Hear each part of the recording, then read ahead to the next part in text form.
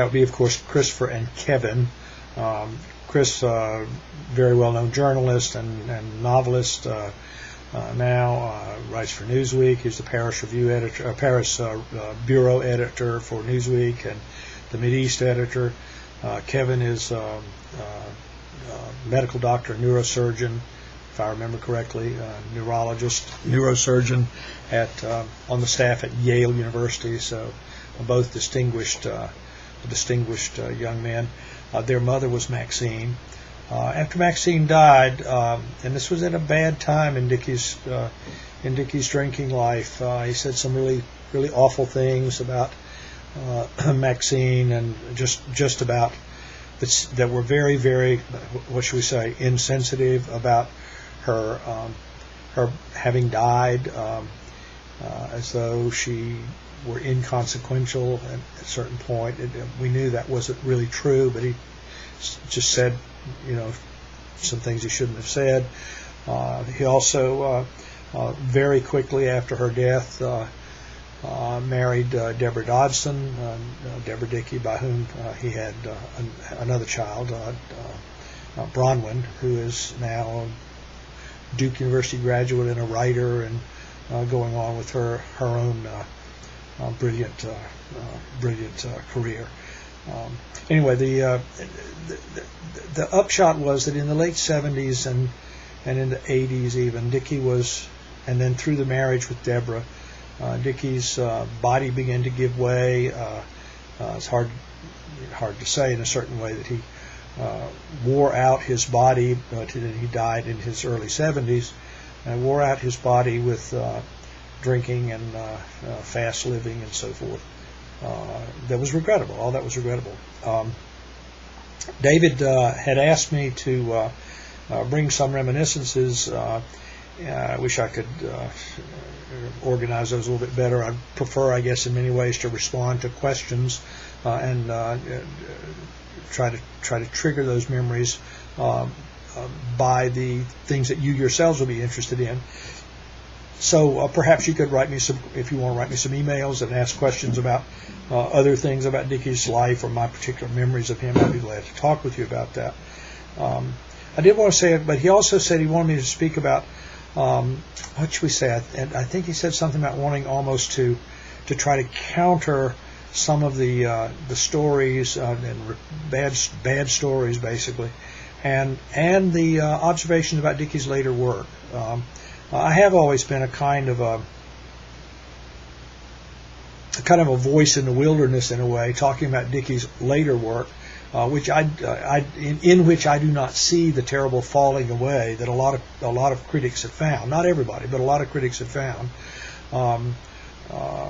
One reviewer said once that, speaking of Jim's later works, including things like the Eye Beaters and even poems like Falling, and some of the longer line poems, the Zodiac. I think it was Paul Ramsey, I'm not positive, I'd hate to put this on, who said something like Dickey had found a brilliant lyric voice early in his career, and then he lost it, that he began pursuing experimental modes and so forth. Well, see, I was always sort of in favor of those experimental modes. And if you have done what Dickey did, his amazing sort of lyrical, almost tightly controlled poems, not so rhymed poems, but tightly controlled poems that were rhythmically based and stanzaically organized and linearly defined, that when you've done that kind of amazing work, that in a certain way you only end up repeating yourself if you're not also reaching out for other things. So he became more expansive, and many poets, some of whom are my dear friends, in fact, really do not like the later Dickey's work.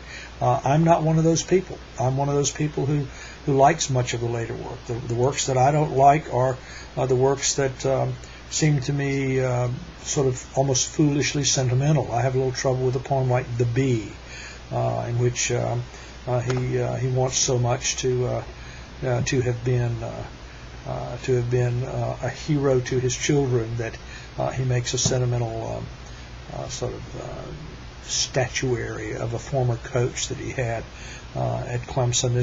So that there was kind of a sentimental streak in Dickey that sometimes gave way under the pressure of his desire to be popular and liked and whatever. I think some of the poems that were what we call occasional poems, things like the Apollo poems, and I think I have to say a really awful poem about the NFL and Vince Lombardi and so forth. Poems like that were not very interesting, not because of the technical business in them, but because there was sort of a loss of vision and even a failure to experiment. Whereas with other poems, longer poems, I think particularly something like Eye Beaters, there are many things that I like about the Zodiac, that the effort to break out of the everyday, the idea, as he says in one of his essays, to be the energized man, which is you have to find a way to have energy that's beyond what others might have had, is rather an extraordinary. It is an extraordinary sort of effort by just a human being trying to press his own creative limits. Excuse me. So I remember writing a review of his book called Strength of Fields, a book of poems that he gathered, including the poem that he wrote for the inauguration of Jimmy Carter. That one of the things I said was these are poems, a lot of them were earlier poems that he put in the book, but these are poems that do not represent failure, but represent something like the sort of glorious autumnal light.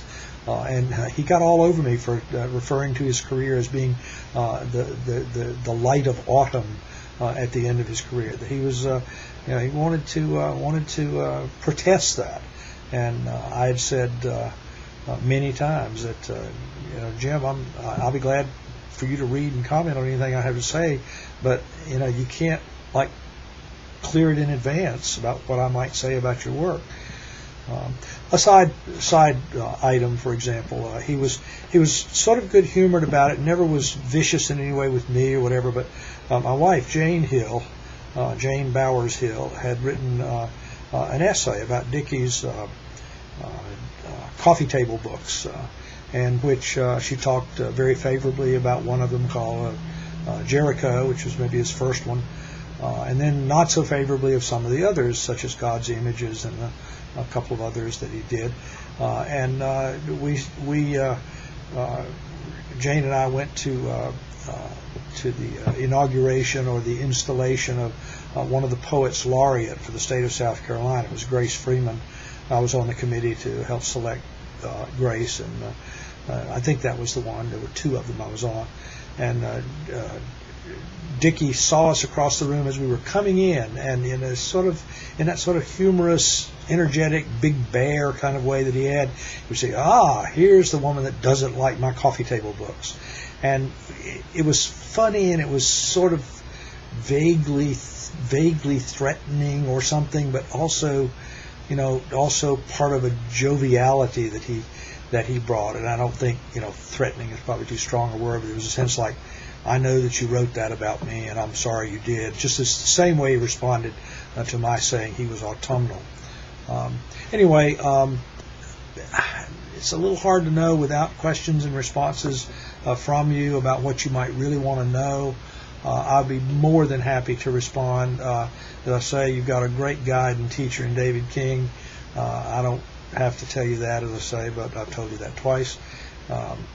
I genuinely feel honored to be asked to talk with you. I'm sorry I could not physically be there. I'm now physically in Huntington, West Virginia, but maybe one of these days. Anyway, thank you for asking.